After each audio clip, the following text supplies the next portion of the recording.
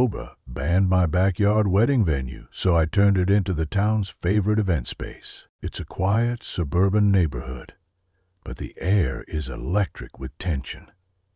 The sun is setting, casting long shadows over a perfectly manicured lawn, but the people standing on it couldn't be further from perfection. Margaret Daniels, the self-appointed queen of Willow Creek Estates, stands on my front porch, her perfectly curled blonde bob trembling with rage.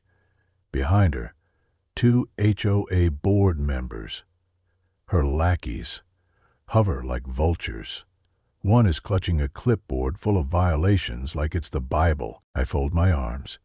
Here we go. You think you can turn this neighborhood into some goddamn, she waves her hand dramatically, searching for the most offensive word, circus? I exhale slowly, keeping my voice calm. It's a wedding, Margaret. A beautiful private wedding on my damn property.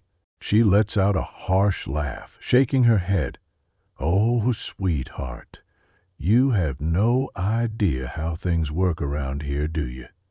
This isn't a free-for-all.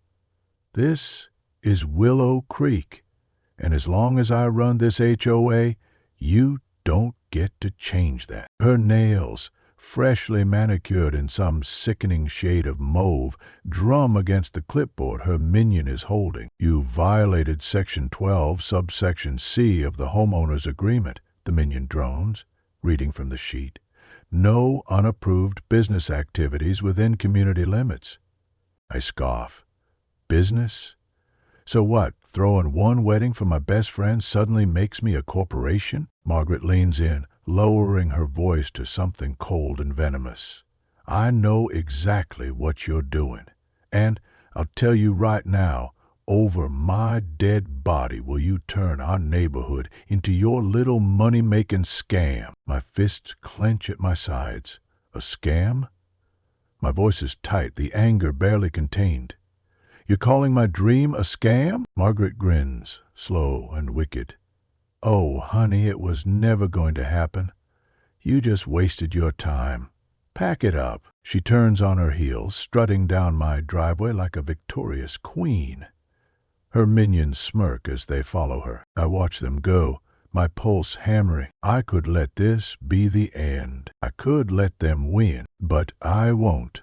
I inhale sharply, eyes narrowing at Margaret's retreating form. If she wants a war, she just got one. The next morning, I woke up early.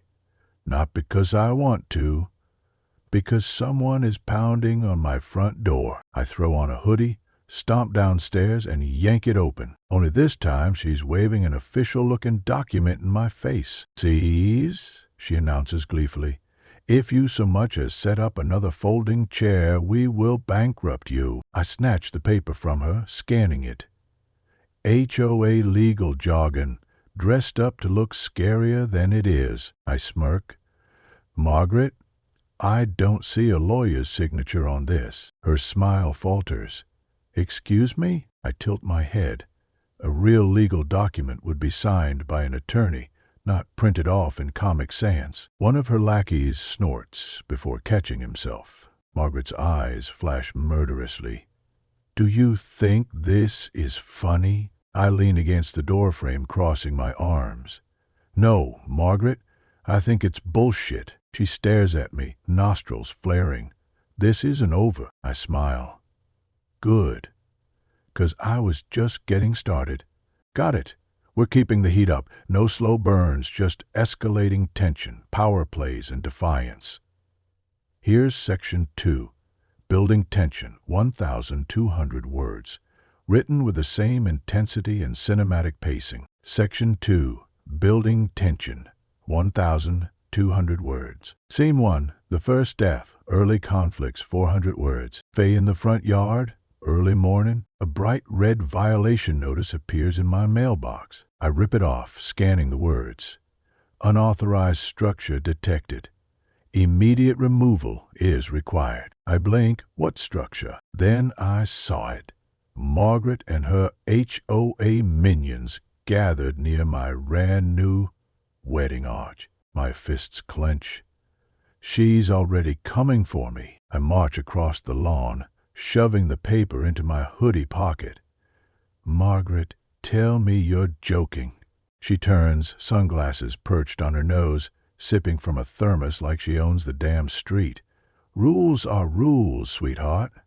No unapproved structures on community property." I stare at her, then at the 6-foot-tall wooden arch, decorated with fresh ivy. "This isn't a structure. It's a decoration." Margaret grins. "That's not what the bylaws say." One of her lackeys clears his throat and reads, "No pergolas, gazebos, or other standing structures without HOA approval." I gesture at my arch. "This is neither of those things. It's a temporary event setup." Margaret's smile tightens. "Take it down, or we'll start fining you. $100 per day." I step closer, voice low. "You know I'm not taking this down." She leans in too, just enough to make it personal.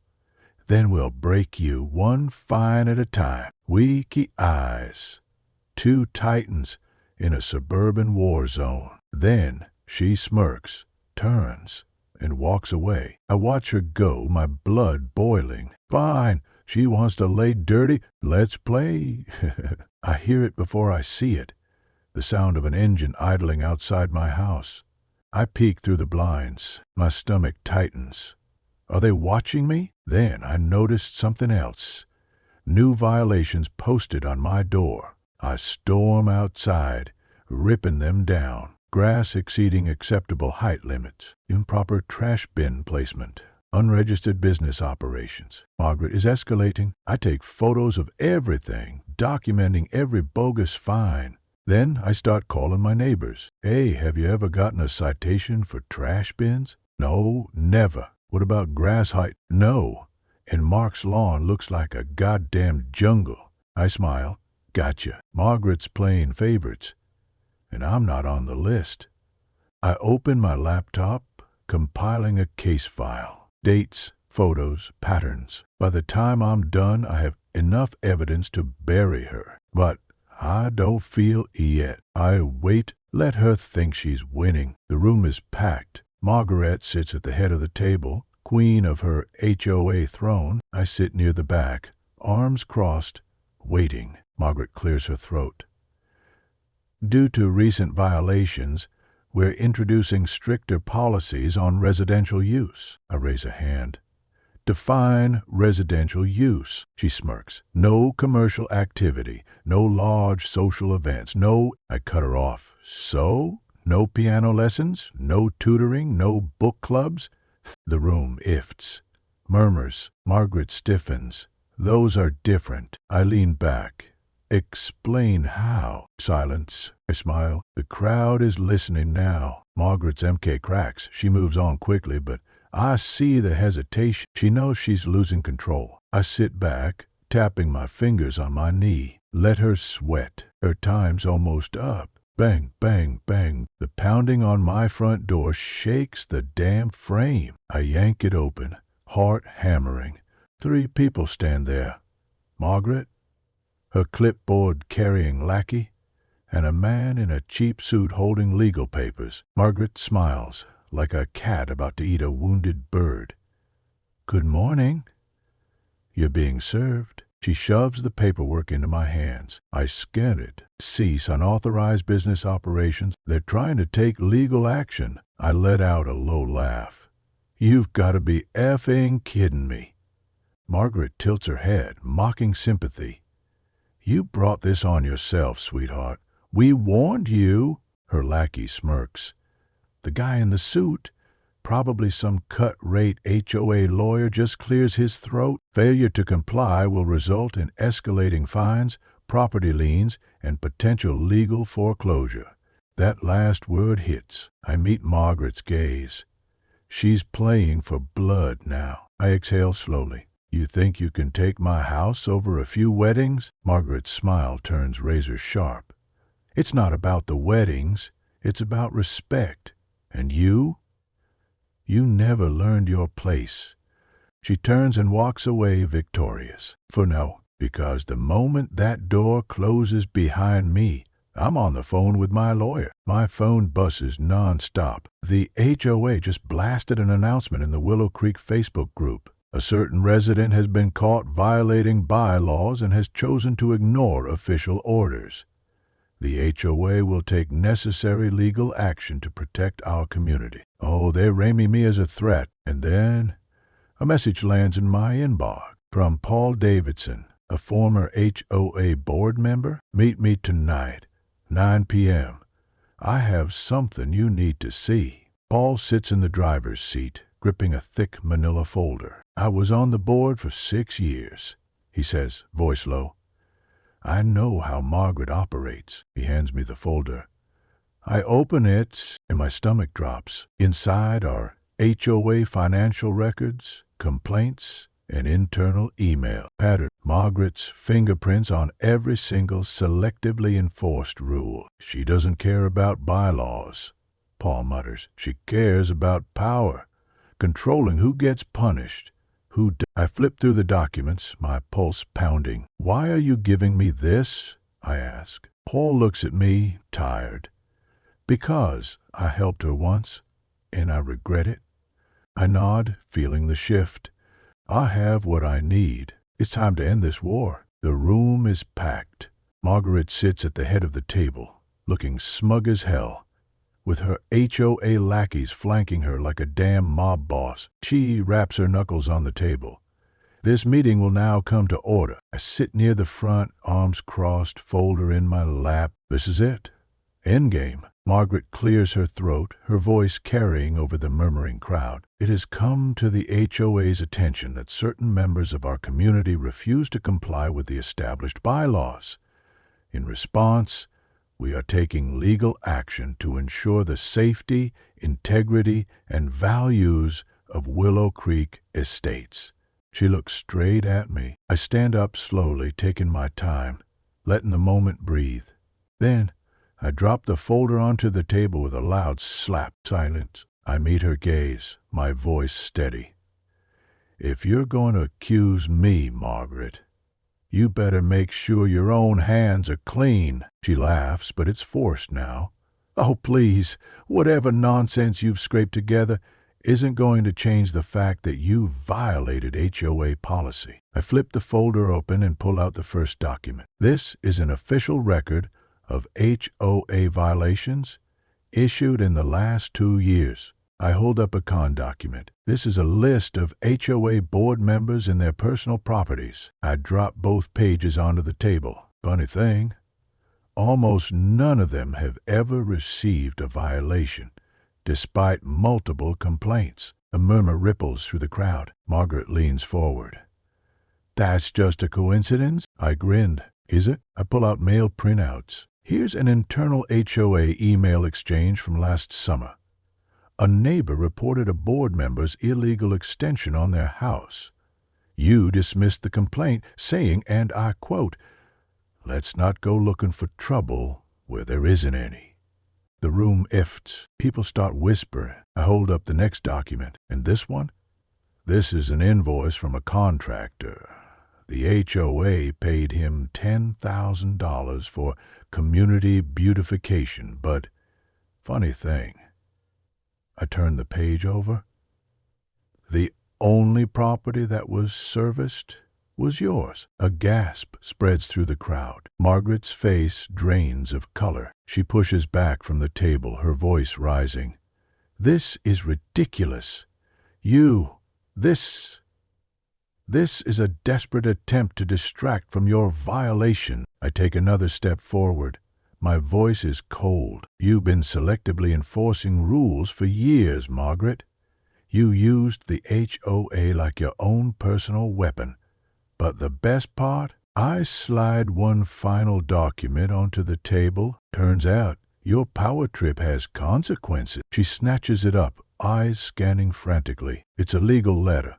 Official, notarized. It's from my lawyer. This is a formal notice of intent to sue for discrimination, harassment, and unlawful enforcement of bylaws. Margaret's hands start shaking. You I step closer, lowering my voice just for her. Margaret stands abruptly, chair screeching. "This meeting is over," she barks. But the HOA board members don't move. Neither do the residents. One of them, an older man in the front row, stands up slowly. "Margaret, is this true?" She is on him. "Oh, don't you start, Daniel." He crosses his arms. "My wife got fined for leaving her garbage bins out an hour too long. Meanwhile, you're spending HOA money on your property?" Another voice chimes in. "My daughter's lemonade stand got shut down last year because of business regulations. But you let your friend run a Pilates class out of their garage?" The crowd erupts. Margaret turns, eyes darting, her power crumbling. One of her board members stands up and pulls off his name tag. "I'm done with this. I won't be a part of it." Margaret stumbles back, her world collapsing. She turns to leave, but I call after her. "Oh, Margaret." She stops and doesn't turn around. "I'm filing my lawsuit first thing Monday. I suggest you get a lawyer." She stiffens, then storms out. The room is half empty. The once powerful HOA board sits silent and battered. Their numbers dwindled after resignations poured in following last week's public humiliation. The room is half empty. The once powerful HOA board sits silent and battered. Their numbers dwindled after resignations poured in following last week's public humiliation. Margaret, nowhere to be found. A new HOA president stands at the podium, a man named Daniel, one of the very people who turned against Margaret in the last meeting. He adjusts his glasses, clearing his throat. "As of today, the board has voted to revoke the lawsuit against our resident, as the prior HOA leadership's handling of the situation was, how shall we put this, questionable at best, corrupt at worst." Murmurs ripple through the remaining crowd. Daniel turns to me. "On behalf of the board, we sincerely apologize for what you were put through. This community should not be run like a dictatorship." I lean back in my seat, arms crossed. "So, that's it? Margaret disappears and we all just move on?" Daniel sighs. "Well, not exactly." He holds up a new document. "Margaret Daniels has officially been banned from holding any future position within the HOA." A slow rein spreads across my face. "And," Daniel continues, "she's currently being investigated for misappropriation of HOA funds. So no, we're not just moving on.